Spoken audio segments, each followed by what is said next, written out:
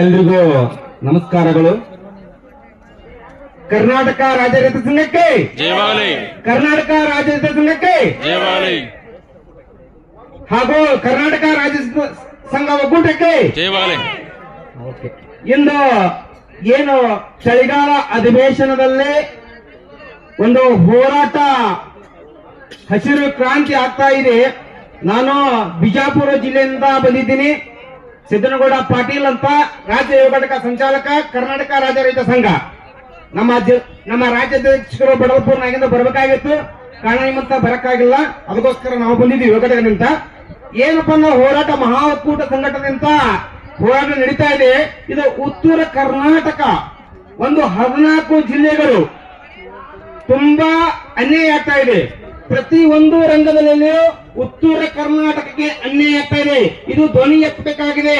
ಯಾಕಪ್ಪ ಅಂದ್ರೆ ಮುಂದಿನ ದಿನಮಾನಗಳಲ್ಲಿ ಏನ್ ಎಲ್ಲಾನು ಬೆಂಗಳೂರಿಗೆ ಇದೆ. ಎಲ್ಲ ಶಿಕ್ಷಣ ಹಿಡಿದು ಪ್ರತಿಯೊಂದು ಏನೇ ಮಾಡಿದ್ರು ಬೆಂಗಳೂರಿಗೆ ಮಾಡ್ತಾರೆ. ಉತ್ತರ ಕರ್ನಾಟಕ ಮಲಧರಣೆ ಮಾಡ್ತಾ ಇದ್ದಾರೆ. ಸರ್ಕಾರ ಏನ್ ಅಧಿವೇಶನ ನಡೀತಾ ಇದೆ, ಈ ಅಧಿವೇಶನ ಬರೇ ಒಂದು ಸುಮ್ಮನೆ ನಾಮಕ ವಸ್ತು ಮಾಡ್ತಾ ಇದ್ದಾರೆ. ಇವರು ಏನೇನು ಅನುಷ್ಠಾನ ಮಾಡಿಲ್ಲ ಇಲ್ಲಿವರೆಗೆ. ಅಧಿವೇಶನ ಬರೇ ದುಡ್ಡನ್ನು ಹಾಳು ಮಾಡಕ್ಕೆ ಅಧಿವೇಶನ ಇದೆ ಇದು. ಯಾಕಂದ್ರೆ ಒಂದು ಅನುಷ್ಠಾನ ಮಾಡಿಲ್ಲ ಅಧಿವೇಶನದಲ್ಲಿ. ನಾನು ಚಿಕ್ಕವನಾಗಿ ಹೇಳ್ತಾ ಇದ್ದೀನಿ, ಏನಪ್ಪಾ ಅಂದ್ರೆ ರೈತ ಸಂಘಗಳನ್ನ ಕಟ್ಟಿ ಹಾಕ್ತಾ ಇದ್ದಾರೆ ನೋಡಿ. ಇಲ್ಲೆಲ್ಲ ಒಂದು ನಮ್ಮ ರೈತರಿಗೆ ಹೇಗಿದೆಯಪ್ಪ ಅಂತಂದ್ರೆ ಪ್ರಜಾಪ್ರಭುತ್ವ ಇದೆ.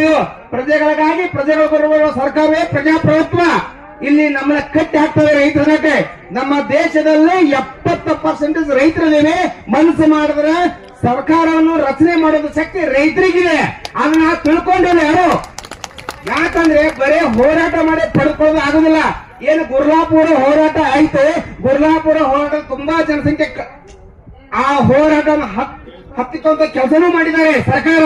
ಯಾಕಂದ್ರೆ ನಮ್ಗೆ 3500 ಅಟ್ಲೀಸ್ಟ್ ಬೆಂಬಲ ಬೆಲೆ ಕೊಡಬೇಕಾಗಿತ್ತು. 3300 ಕೊಟ್ಟು ಅವು ಪರಿಪೂರ್ಣವಾದ ರಾಜ್ಯ ಮಟ್ಟದಲ್ಲಿ ಕೊಟ್ಟೇ ಇಲ್ಲ. ಒಂದೇ ಒಂದು ಜಿಲ್ಲೆಯಲ್ಲಿ ಕೊಟ್ಟಿದ್ದಾರೆ. ನಮ್ಮ ಬಿಜಾಪುರ ಜಿಲ್ಲೆಯಲ್ಲಿ 3000 ಕೊಡ್ತಾ ಇದ್ದಾರೆ, 20 ಕೊಡ್ತಾ ಇದ್ದಾರೆ. ಯಾಕೆಂದ್ರೆ ಹೋರಾಟ ಆಯಾ ಜಿಲ್ಲೆಗೆ ಸೀಮಿತ ಅಲ್ಲ, ಕರ್ನಾಟಕಕ್ಕೆ ಸೀಮಿತವಾಗಿದೆ ಹೋರಾಟ ಅಂತ ಹೇಳ್ತಾ ಇದ್ದೀನಿ ನಾನು. ಎಚ್ಚರಿಕೆಯಾಗಿ ಸರ್ಕಾರಕ್ಕೆ ರವಾನೆ ಆಗ್ತಾ ಇದೆ. ಮಾನ್ಯ ಮುಖ್ಯಮಂತ್ರಿಗಳೇ, ನಮ್ಮ ಬಿಜಾಪುರದಲ್ಲಿ 90 ದಿನ ಹೋರಾಟ ಮಾಡ್ತಾ ಇದೀವಿ. ಏನು ಒಂದು ಸರ್ಕಾರಿ ವೈದ್ಯಕೀಯ ಕಾಲೇಜು ಸ್ಥಾಪನೆ ಆಗಬೇಕಂತ 90 ದಿನ ಹೋರಾಟ ಮಾಡ್ತಾ ಇದೀವಿ. ಅದಕ್ಕೆ ಬೆಲೆನೇ ಕೊಡ್ತಾ ಇಲ್ಲ ಸರ್ಕಾರ. ಮಾನ್ಯ ಉಸ್ತುವಾರಿ ಮಿನಿಸ್ಟರ್ MB ಪಾಟೀಲ್ ಅವರೇ ನಮ್ಮ ಯುವಕ ಕರ್ಕೊಂಡೋಗಿದ್ದು ಸೇಮ್ ಹತ್ರ ಸುಮ್ಮನೆ ನಾಮಕಾವಸ್ಥೆ ಮಾಡ್ತಾರೆ ರಾಜಕಾರಣಿಗಳು. ನಾನು ಯಾವುದೇ ರಾಜಕಾರಣಿ ಮೊಲಾಜ್ ಮಾತಾಡವ, ಯಾವುದೇ ರಾಜಕಾರಣಿ ಹೆದರುವಂತ ಚಾನ್ಸೇ ಇಲ್ಲ. ಮುಂದಿನ ದಿನಮಾನದಲ್ಲಿ ಯುವಕ ಯುವತಿ